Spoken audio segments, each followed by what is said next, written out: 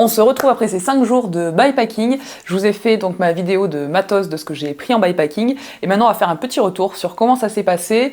Je vais pas vous parler du voyage en détail. Il y a Polo qui mettra sur donc Polo à vélo la vidéo, il a filmé tout le long, donc il vous fera une super vidéo là-dessus. Moi je vais plutôt vous parler de ce que j'ai aimé, ce que j'ai pas aimé. Un petit peu le retour que j'en ai de ces 5 jours qui était pour moi une première. Je vous parle un petit peu quand même de ce bikepacking dans les grandes lignes. Donc c'était 5 jours d'itinérance vélo. On avait prévu de faire 1100 km. Donc sur ces 5 jours, ça c'est ce qu'on avait prévu, ça n'a pas été du tout réalisé. On avait en moyenne entre 130 et un peu plus de 200 km par jour. On partait de Parme. On avait prévu de faire les 5 terres, de faire Pise, Florence, d'aller au lac de Garde et aller au lac de Côme. Ça s'est pas vraiment passé comme ça. Au début, je pense que dès la première journée, de toute façon, on n'a pas fait l'objectif, on s'est arrêté bien plus tôt. Et en fait, rapidement dans ce séjour, on s'est rendu compte, même si à la base c'était un entraînement pour la Race Cross France qu'on fait dans un mois en duo, donc c'est 2500 km en France.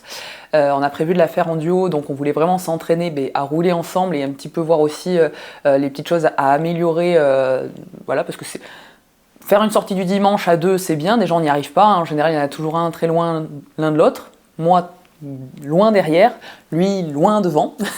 Donc ce petit séjour c'était quand même un petit peu pour tester ça, et on s'est rapidement rendu compte qu'on voulait pas faire un entraînement réellement, on voulait juste être en vacances. Donc ça s'est rapidement transformé en on va prendre des cafés, on prend des focaccia, ah ça c'est joli ici on s'arrêtait. Donc voilà, ça a été rapidement très tranquille. De toute façon, dès le premier jour, je crois qu'on avait déjà enlevé 15 km, on a dormi plus tôt que prévu. Donc voilà, c'était en mode chill, très cool. À savoir que je crois que c'était le deuxième jour, on avait fait la plus grosse étape, et on a fait la plus grosse étape qui faisait 230 km, dont 100 km d'un plat. Plus plat, tu meurs. Voilà, c'était l'autoroute. Mais l'autoroute avec les voitures. Donc rapidement on a compris que ça allait pas nous amuser si on avait trop de traces comme ça à faire. Et notre ami Max en plus nous a remappé pour aller au lac de Garde. On devait faire le tour du lac de Garde par le bas en fait, tout simplement par la route. On en a fait qu'une partie et heureusement il nous a mappé pour monter dans les montagnes. Ça a été le plus beau jour et j'en suis vraiment contente parce que le dernier jour était en bas du lac de Garde avec les voitures. J'ai cru que j'allais crever. Donc je vais déjà vous parler des 5 choses que j'ai adorées pendant ces 5 jours de bikepacking. Première chose, c'était le paysage. C'est un voyage que je voulais faire depuis très longtemps en Italie. J'aime beaucoup l'Italie. J'y suis allée quand j'étais petite, mais pas du tout dans les terres. C'était au bord de la mer, j'étais en bateau. Donc j'ai fait énormément la côte et la Sicile. Mais j'adore l'Italie, c'était un endroit absolument où je voulais retourner. Je n'avais plus mes yeux là par contre de jeune adulte, et encore je crois que j'étais plutôt juste ado. Et je voulais avoir d'avoir ce renouement avec ce pays, avec des yeux d'adulte, avec un autre moyen de locomotion. Je vous en parle après, il y a des choses où j'étais un peu déçue, mais par contre le paysage était absolument magnifique. La première journée, ça a été une journée relativement montagneuse, dans des petites routes de montagne splendides avec des vues de fou. Deuxième jour, pareil sur les 5 terres, on a longé la côte, on était dans la montagne avec vue plongeante sur la mer, grandiose. Il y a peu de moments où sincèrement j'avais pas mal aux yeux de beauté, voilà. Donc paysage, 10 sur 10. La deuxième chose que j'ai beaucoup aimé, les focaccia. Je sais pas si ça se dit comme ça, focaccia. La bouffe. Je suis quelqu'un qui aime quand même relativement beaucoup manger, hein, mais bien, voilà. Il faut que ça soit bon. Et je pense qu'on a goûté à peu près toutes les focaccia et autres mets d'Italie dans chaque petite ville et village dans lesquels on est passé. Et à chaque fois, c'était un régal. Donc voilà, 10 sur 10 pour partie culinaire aussi. Troisième chose que j'ai beaucoup aimé, c'est la déconnexion. J'étais jamais partie 5 jours à vélo. Le maximum que j'ai fait, je crois, à vélo, c'était 3 jours et c'était sur de l'ultra distance, c'était une course. 3 jours, on avait fait 700 km, comme on a fait là, hein, parce que ce que je vous ai dit tout à l'heure, on n'a pas fait la distance qu'on devait faire, qui était de 1100, mais on en a fait 700.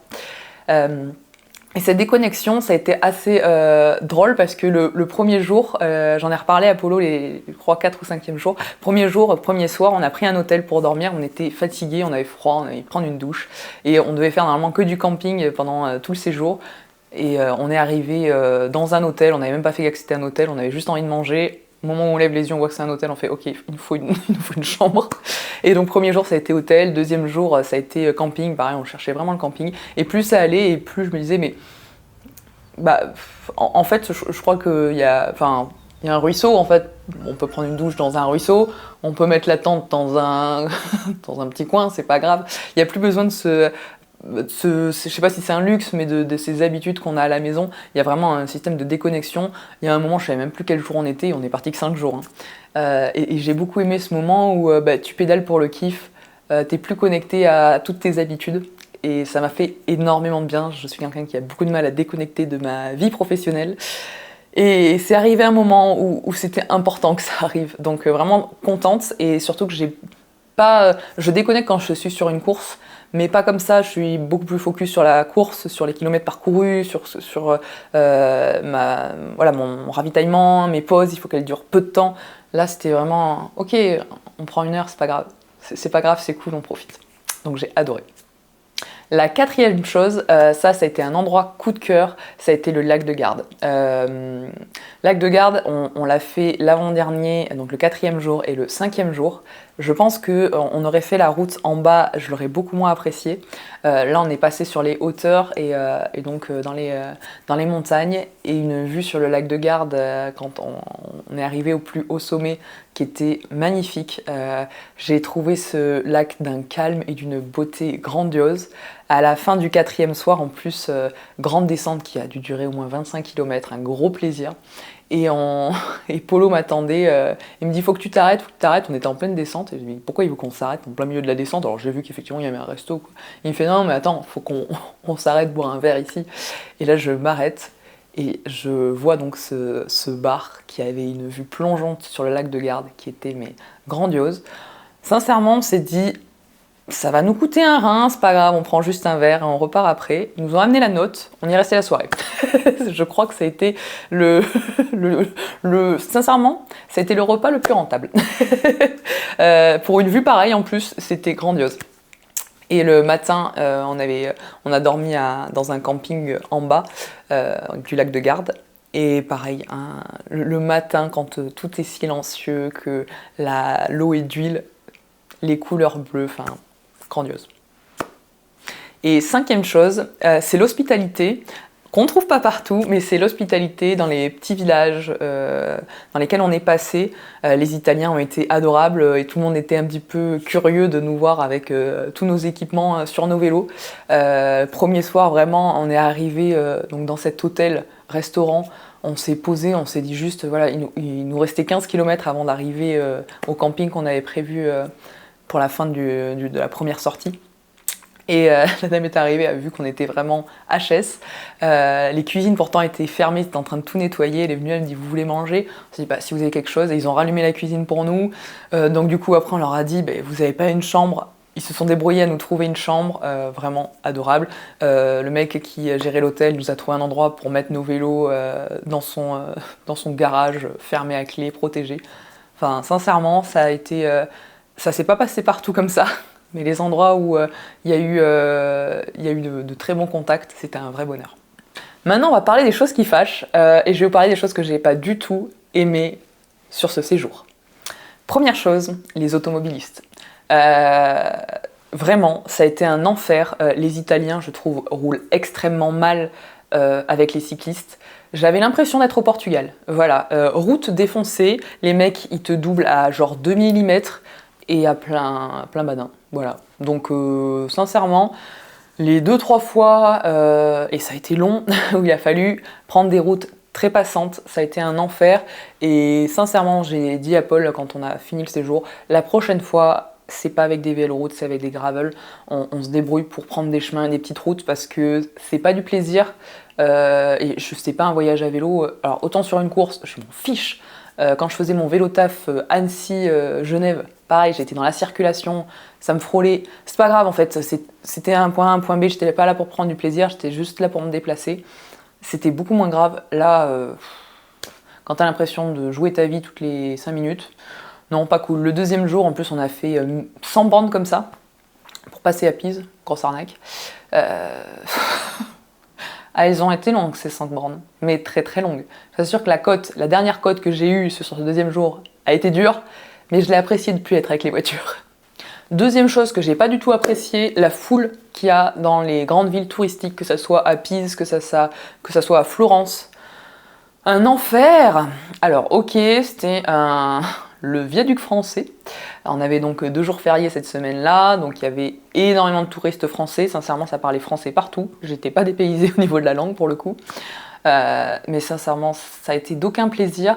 Surtout que, en fait, tu déconnectes quasiment toute la journée sur ton vélo. Et à un moment, tu arrives dans la grande ville où tu as un monde pas possible, où ça brasse, ça parle dans tous les côtés. Moi, il faut savoir que je suis quelqu'un qui suis quand même pas trop adepte de la foule. Voire pas du tout. J'ai un moment de gênance énorme. Et juste la première chose à laquelle je pense, c'est me tailler. Et là, sincèrement, ça a vraiment pas été agréable. Je repense vraiment à Florence et Pise.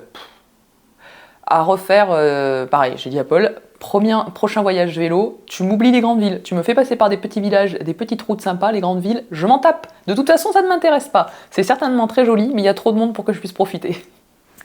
Troisième chose que j'ai pas du tout aimé, enfin en tout cas que j'ai trouvé assez hallucinant, c'est le prix de la bouffe. Alors, comme ce que je disais, hein, c'est quand tu passes dans les grandes villes, c'est touristique et ils en profitent à fond. On s'est arrêté prendre un café à Pise. J'en reste encore bouche bée. Je pense que c'était 5 balles le café. J'ai fait waouh. À ce prix-là, j'aurais dû prendre un americano. Hein. Non, c'était du grand n'importe quoi. Et de toute façon, de manière générale, c'est quand même cher de manger en Italie.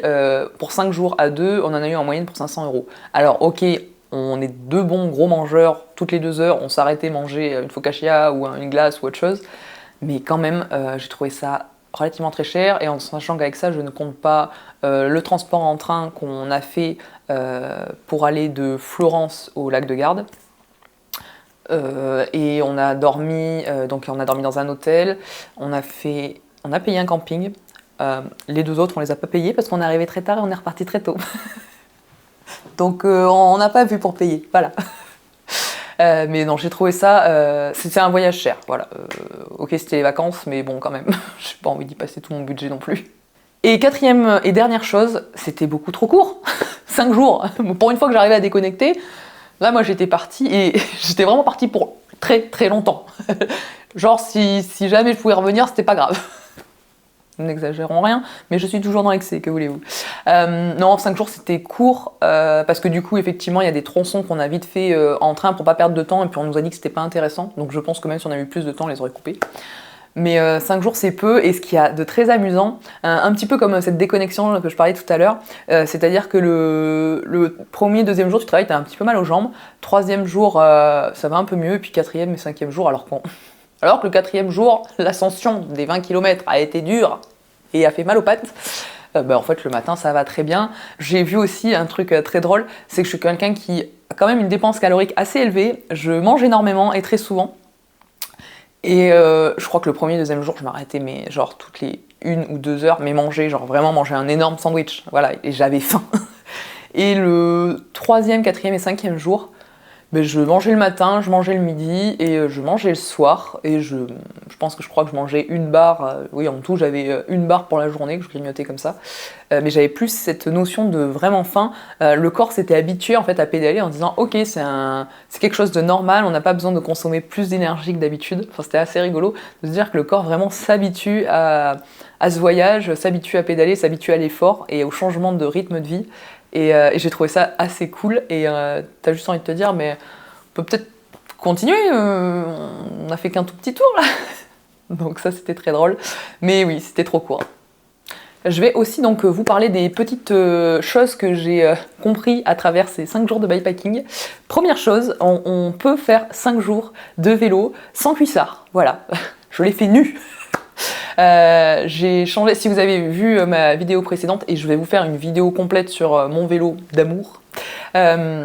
Je n'utilise plus de cuissard depuis 1 mois et demi, j'ai changé ma selle, maintenant j'ai une selle idéale. Donc c'est une selle en cuir avec une armature en titane, ce qui la rend extrêmement confortable, et le cuir en fait, alors les premiers kilomètres, je trouvais ça quand même beaucoup plus confortable que mon ancienne, mais on me dit que c'était pas censé être confortable au début.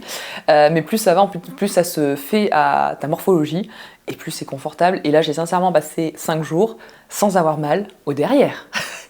Gros bonheur. Genre très très très gros bonheur. Ça ne m'était jamais arrivé, à savoir que... Alors effectivement, on est sur du voyage à vélo, je faisais moins peut-être de kilomètres par jour, et encore, je suis même pas sûre, parce que sincèrement, je fais 200 bornes, avant je faisais 200 bornes sur mon vélo, j'avais les fesses mais brûlées, et je m'asseyais plus du tout sur ma selle. Et là, ça n'a pas été le cas, alors qu'il a fait très chaud, et que moi, dès qu'il fait chaud, c'est pire que tout, ça me brûle très vite dans le cuissard.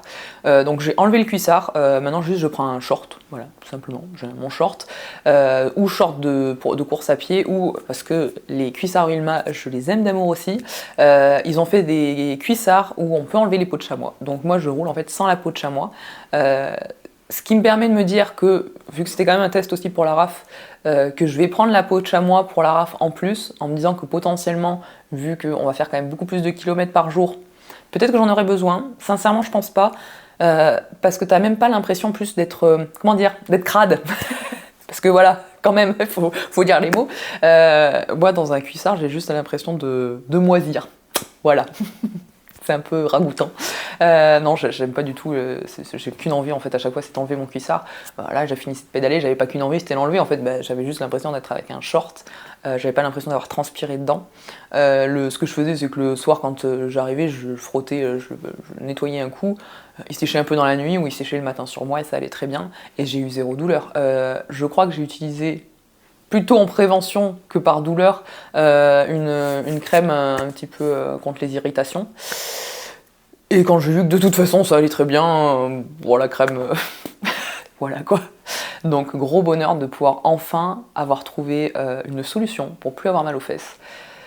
Et ça faisait des mois et des années que ça me pesait, donc très très très contente de ça. Ça m'a aussi du coup permis de tester tout mon setup que je vous ai présenté donc, dans la vidéo précédente.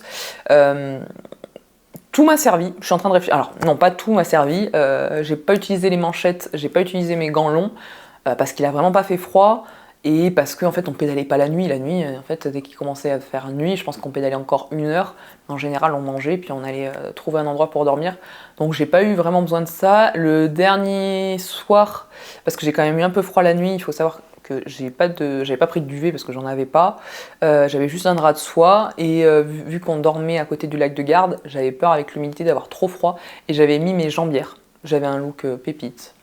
Non, on va se passer du look d'ailleurs, ceux qui me suivent sur Insta l'ont forcément vu. Un doudoune jambière, c'est trop beau. Et en plus elles m'ont irrité la nuit parce qu'elles étaient trop serrées, donc non, ça voilà, j'aurais dû m'abstenir de les mettre. Mais il n'y a rien que j'ai pris en trop ni pas assez, parce que j'étais quand même contente de l'avoir, on ne sait jamais ce qui peut arriver. Par contre, clairement, à refaire, ce matelas gonflable dégage. Je l'ai utilisé, hein. Mais ça me saoule de le gonfler, ça me saoule de l'avoir. En plus, de toute façon, le matin, tu te réveilles, t'es par terre, voilà, tu sais pas pourquoi, t'as le matelas, il est à côté, t'es là, ok, c'est cool. Donc, aucun intérêt, et j'aurais dû plutôt prendre mon coussin, parce que ça m'a manqué, de pas avoir mon coussin. Non, après, franchement, j'ai quasiment tout utilisé, pas utilisé le matos de réparation, hein, voilà, là, ça c'est plutôt cool. Il y a un truc aussi sur ce voyage à vélo, c'est que je suis tombée complètement folle amoureuse de mon vélo. Si vous me suivez toujours sur les réseaux, vous savez que j'ai mis un petit peu de temps à m'y adapter. Lui et moi, ça a été une histoire d'amour pas évidente à la base. On savait qu'à la fin, on allait être très amoureux, mais pas au début. Pas au début. J'ai eu beaucoup de mal à trouver ma position, mais c'est complètement de ma faute, hein, c'est moi qui ai tardé à faire une étude posturale, parce que je me suis dit, ah c'est bon, je monte sur un vélo... Non, Pauline, on monte pas sur un vélo comme ça, quand ça commence à être un vélo un petit peu plus travaillé, il faut une étude posturale, c'est mieux. Donc j'ai mis beaucoup de temps avant de vraiment trouver ma position. Je savais depuis le début qu'il était extrêmement confortable, et il est vraiment, mais ce vélo, vraiment, ça a été j'en suis complètement amoureuse, il passe partout. Le dernier jour, on a quand même fait toute une partie gravel. bah pas de souci, hein, on avait les bons pneus qu'il fallait, ça passe nickel. Un confort, tu peux rouler sur les pavés, tu peux rouler voilà, en gravel, sur la route. C'est confortable, t'as pas de douleur comme j'ai pu avoir sur mes anciens cadres carbone où j'avais des douleurs aux mains, où j'avais des douleurs partout, en fait, aux fesses. C'est pas pareil, t'es plus fatigué, je trouve, que sur ce vélo-là qui est en titane, où t'as un confort, t'as un réel confort. Et en plus, donc ça m'a permis de tester les roues dynamo sur plusieurs jours, j'avais vraiment pas eu l'utilité pour l'instant. Et là, pareil, bonheur. Tu te soucies pas de savoir si tu as de l'électricité ou pas, si le soir il va falloir que tu recharges et tout. Non, en fait, tu branches directement à la dynamo et ça marche tout seul. Et ça, c'est une pépite. Bon, avant de conclure, je vous avais posé une question sur Instagram, savoir ce que vous vouliez un petit peu savoir sur ce séjour. On va regarder les questions ensemble. Je les ai pas regardées avant. Je sais même pas s'il y en a. Alors, qu'est-ce qui a été le plus dur C'est une très très bonne question. Qu'est-ce qui a été le plus dur? Rentrer. Je sais pas si ça compte. Non, ce qui a été le plus dur, c'était ces 100 km. Là, le deuxième jour, c'est 100 km de plat. Je déteste vraiment le plat. C'est quelque chose que je n'aime pas. Je trouve que les paysages sont rarement jolis. Pédaler en continu comme ça, c'est pas trop mon kiff. Voilà. Je préfère dans un col, au moins t'es en danseuse. Et puis la vue est tellement belle que en fait, ça me fait oublier mes douleurs aux jambes. Mais non, vraiment, ce que j'ai le moins aimé, c'était vraiment ces 100 km de plat là, où avec Pise au milieu, aucun plaisir. Vraiment, je suis désolée, je vais pas vous survendre Pise. Tout ça pour voir un truc penché. En plus, on a réussi à prendre la photo du mauvais côté, donc tu vois pas qu'elle est penchée sur la photo. Nous, la tour, elle est droite. Les touristes jusqu'au bout, mais les très mauvais touristes. Question, comment on gère l'eau? Alors l'eau pour le coup c'est assez simple et je gère pareil sur un ultra. Sur les compteurs qu'on a, lui c'est un Garmin et moi c'est un je ne sais plus, je vous le mettrai là ce que c'est, je ne sais plus. À chaque fois on a marqué en fait les points d'eau, les cafés, que ça soit de toute façon sur une course ou sur une course, c'est plus compliqué que sur un voyage à vélo, parce qu'un voyage à vélo, en fait, on s'arrêtait régulièrement dans des cafés, prendre des cafés, des boissons fraîches. Donc en fait, on en profitait pour recharger en eau. Il faisait chaud, mais vu qu'on pédalait pas non plus, voilà, je crois qu'on a fait 200 bornes max, donc ça va. Il n'y a pas besoin de trouver de l'eau toutes les 5 minutes. Et sinon, en fait, c'est des fontaines. Des fontaines, il y en a énormément, enfin, on en a trouvé énormément sur le chemin à chaque fois. Et même, je vois, enfin, moi j'habite à Annecy, quand je fais une sortie du dimanche, t'as toujours des fontaines partout. Quand ils prêtent pas attention, t'as l'impression qu'il y a de l'eau nulle part. Et en fait, quand ils prêtent un peu attention, tu finis par savoir à quel moment il va y avoir une petite fontaine où tu vas pouvoir te ravitailler en eau. Autre question, trace GPX envoyée sur le GPS et le tel. Alors la trace GPX, c'est donc Polo qui nous l'a fait sur Komoot, on trace toujours sur Komoot. Alors maintenant j'avoue que c'est Polo qui s'occupe des traces, mais j'ai toujours tracé sur Komoot et lui trace toujours sur Komoot. Et ensuite en fait, moi ce que je fais pour l'avoir sur mon GPS, j'exporte la trace GPX et je la balance sur l'application de mon GPS et du coup mon GPS la récupère direct. Voilà, rien de très compliqué. Question intéressante, tu as amené une tenue pour le soir genre legging t-shirt? Pas du tout, Miss Cracra. Non, parce que en fait, déjà d'une, j'avais pas envie de prendre des affaires en plus. De deux, je sais que une fois qu'on prend une douche, c'est parce qu'on est arrivé à l'endroit où on va dormir, et l'endroit où on va dormir, en général, dans la demi-heure qui suit, on dort. Donc non, pas d'affaires pour le soir. En fait, quand on finissait l'étape du jour, en général, c'était arrivé dans un village. On en profitait pour manger, on était crade, mais ça allait. Autre chose que je faisais aussi, c'est qu'en fait, quand j'arrivais dans ce dernier resto, j'avais toujours un maillot et mon sous-maillot. J'en profitais, vu qu'en général, il faisait chaud, mon maillot était toujours ouvert toute la journée, il n'était pas vraiment transpi. Enfin, voilà, il était potable. J'enlevais mon sous-maillot, j'en profitais pour le nettoyer dans les toilettes du restaurant, je vous dis tout, hein. Dans les toilettes du restaurant, et je faisais sécher pendant qu'on mangeait, et le soir, et comme ça le matin, j'avais juste mon sous-maillot, et mon maillot par contre je le faisais sécher la journée parce que je l'avais nettoyé en général, ou le soir quand on était arrivé, il était pas sec, enfin bon bref. Mais non, aucune tenue en plus, en fait il n'y en avait pas vraiment besoin. Je pense qu'on partirait sur plusieurs semaines, certainement que oui, j'aurais peut-être au moins un t-shirt en plus et j'aurais certainement de toute façon 2 shorts. Bon, on se retrouve après une courte interruption. Visiblement, la caméra a dit que je parlais trop. Voilà, donc elle a dit « Ciao, bye, je suis en surchauffe ». Merci. Si même toi aussi tu t'y mets. Alors j'en étais où? Les tenues, c'est fait. Comment as-tu lavé tes fringues pour les remettre le lendemain? Comme je le disais tout à l'heure, je les lavais, je les lavais dans les restaurants. Voilà. Je lavais dans les restaurants ou après quand on arrivait au camping. Le lendemain matin, alors mon cuissard était encore un peu humide, mais en fait vu que j'ai pas la peau de chamois, ça sèche beaucoup plus vite. En 5 minutes sur le vélo, c'était sec. Et pareil, si mon sous-maillot était jamais mouillé, il avait eu le temps de sécher, et mon maillot était souvent encore un peu humide, je le faisais sécher genre 2 heures, il a fait très beau, donc il n'y avait pas de souci pour ça. Et si, très important, il y avait les chaussettes qui séchaient sur les prolongateurs. J'ai une question, alors, du revendeur des sacoches que j'ai mis sur mon vélo, donc la sacoche top tube et la sacoche qu'il y a au niveau du cadre. Est-ce que les sacoches t'ont permis de fumer Polo? Pas du tout. Voilà, je mets toujours 1 heure à arriver en haut du col par rapport à lui, mais bon, qui sait, peut-être un jour ça viendra. Et pour finir, on va quand même conclure ces 5 jours de bikepacking pour tout simplement dire que ces 5 jours m'ont permis de reconnecter avec l'aventure. Et ça, c'est quelque chose que moi j'aime beaucoup. Quand j'étais petite, c'était l'aventure en van ou en bateau. Quand j'étais plus grande, c'était beaucoup de randonnée et de trek. Là, maintenant, c'est à vélo, c'est autre chose que des courses. Ça m'a reconnecté avec ce que j'aime. Un gros kiff sur ces 5 jours. J'ai hâte de repartir et de me laisser un peu plus de temps pour faire ces choses-là. Mais ce moment de déconnexion, il est important et il est beau, que ça soit à vélo ou d'autres choses. En fait, il faut en même temps partir à l'aventure avec comme on l'aime et pas se dire que si t'aimes pas le vélo ou si t'aimes pas l'inconfort, parce que l'inconfort de certains va être le confort pour d'autres. Et typiquement c'est mon cas parce que je suis quelqu'un qui peut partir à moitié à poil sur mon vélo et pas me sentir dans l'inconfort parce que j'ai grandi comme ça et c'est voilà, et depuis que je suis gosse avec peu, je suis très très bien. Mais je pense qu'effectivement quand on a l'habitude pas forcément de faire de camping ou pas forcément de dormir à l'état sauvage, ça peut être un peu plus compliqué. Il faut y aller par étapes. Vous aurez un vélo qui pèse beaucoup plus lourd que le mien. Mais c'est comme ça. Mais non, il faut c'est un sport où il faut garder du plaisir et dans chaque sport il faut trouver du plaisir. Mais pour moi ça a été une très belle aventure. Une très belle aventure, un premier voyage aussi avec Polo qui était très cool. Prochaine aventure qui arrive très bientôt. Au moment où vous voyez cette vidéo, on aura certainement sorti notre prochaine bêtise à faire en challenge l'un contre l'autre, qui est dans un peu plus d'une semaine.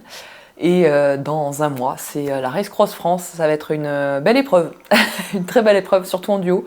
Je sais pas comment ça va se passer, j'espère bien, ça va être dur, ça c'est sûr. Et j'arrive pas du tout en fait à me dire que je vais faire 2500 km. Je ne pense pas qu'un jour je referai une course sur route en plus, de cette distance, et surtout en course. Parce que j'aime beaucoup le voyage à vélo. J'aime beaucoup le voyage tout court en fait. Et le voyage, ça veut pas dire partir à l'autre bout du monde, hein. Ça veut juste dire partir pour moi à l'aventure.